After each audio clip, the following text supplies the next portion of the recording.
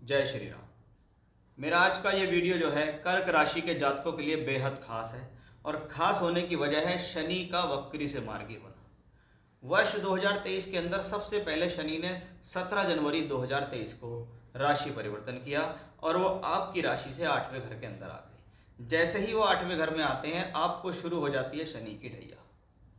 अब वो शनि की ढैया आपके जीवन में क्या कर सकती है, इसके लिए मैंने वीडियो बनाया था, आप लोगों ने देखा भी होगा। नहीं देखा है तो आप चैनल पर जाके देख सकते हैं कि वो ढैया क्या कर सकती है, क्यों करती है ढैया। ऐसा कर तो सकती है, ये तो सभी को पता है, लेकिन क्यों कर सकती है, क्या रीजन है, क्यों चंद्रमा से 8वें घर में शनि को शनि की ढैया कहा गया, चंद्रमा से 7वें घर में क्यों नहीं कहा गया।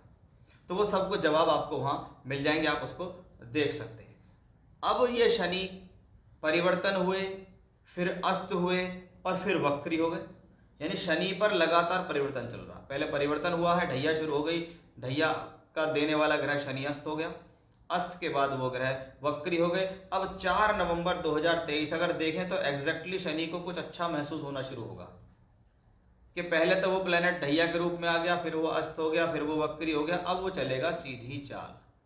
आपकी राशि से सप्तम और अष्टम भाव के स्वामी हैं शनि, और जब वो शनि आपकी राशि से अष्टम भाव में अपनी ही राशि में वक्री हो गए हैं। और मैंने ऐसा बहुत बार आप लोगों को बताया है कि वक्री ग्रह अगर अशुभ भावों में बैठते हैं तो उनके परिणाम शुभ नहीं होते।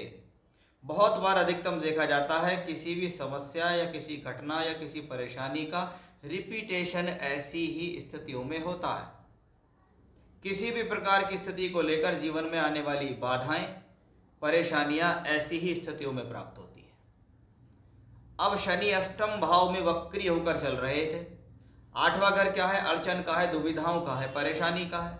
और शनि कौन है, कर्म कारक, नौकरी कारक, प्रोफेशनल लाइफ का कारक, और वो वक्री हो गया। इसलिए मैंने आप लोगों को बताया था कि इस दौरान आपकी प्रोफेशनल लाइफ में उतार चढ़ाव काफ़ी देखे जाएंगे।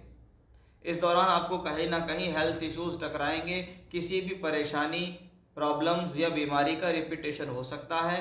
पिछले समय में जो प्रॉब्लम्स आपको हुई हैं वो प्रॉब्लम्स भी यहाँ कवर होती दिखाई देंगी, या फिर से उनका उजागर होना, फिर से पुनरावर्तन होना दिखाई देगा। अब वो शनि आपकी राशि से अष्टम भाव में भले ही हैं, शनि की ढैया भले ही है, लेकिन अब वो वक्री नहीं है। वक्री ग्रह यानी ग्रह की चाल अब स्लो नहीं है, ठहराव नहीं है, पिछली तरफ जाता नहीं दिखता है। बीमारी, प्रॉब्लम्स, अड़चने इनको दूर करता दिखाई देगा। क्योंकि बहुत बार देखा है कि अगर 6, 8, 12 में वक्री ग्रह है तो आप मान लीजिए वो समय हेल्थ के लिए शुभ है नहीं। और ऐसा एक नहीं, बहुत हजारों वर्ष को उस पर देखा गया है, और उनको सब कुछ जीवन में ठीक चलता हो लेकिन उस दौरान हेल्थ इश्यूज किसी ना किसी तरीके से पकड़े ही जाते हैं, तो वो प्रॉब्लम यहाँ दिखाई देती है। अब बात आती है शनि का मार्गी होना। मार्गी होना यानी ग्रह का अपने मार्ग पर प्रशस्त होना, कि अब वो ग्रह जो देना चाहता है एग्जैक्टली वो देगा। कर्म कारक है, 8वें घर में है मानते हैं, लेकिन वो स्वराशि का भी तो है। अभी आपको सिक्योरिटी देगा। अभी आपके मन के अंदर जो थोड़ी बहुत पीड़ा चल रही है या हलचल है या किसी भी तरीके से आपको नेगेटिविटी फील होती है, तो वो एक पॉजिटिव एस्पेक्ट यहाँ शनि की वजह से आपको मिलेगा। 8वें घर में गया हुआ शनि कहीं ना कहीं आयु वर्धक माना जाता है। अब ऐसी स्थिति में ट्रांजिट का प्लेनेट कभी आयु को नहीं बढ़ाता, लेकिन क्या है, अगर आयु को लेकर, अपने जीवन को लेकर किसी प्रकार की इनसिक्योरिटी फील होती है तो वो स्थितियां कुछ पॉजिटिव नजर आएंगी। शनि कर्म कारक होकर स्वराशि का होकर दशम भाव पे दृष्टि डालता है। अब शनि की तीसरी दृष्टि इस भाव पे पड़ती है, कहा जाता है उस भाव से संघर्ष उत्पन्न होता है, लेकिन ग्रह यहाँ अपनी मूल त्रिकोण राशि में है। इसका मतलब है कि ग्रह द्वारा किया गया संघर्ष सफलता के रूप में बनता दिखाई देगा। शनि है तो संघर्ष है, शनि है तो मेहनत है, शनि है तो श्रम है। और अगर शनि को खुश करना चाहते हो तो मेहनत और श्रम ईमानदारी से करना पड़ेगा।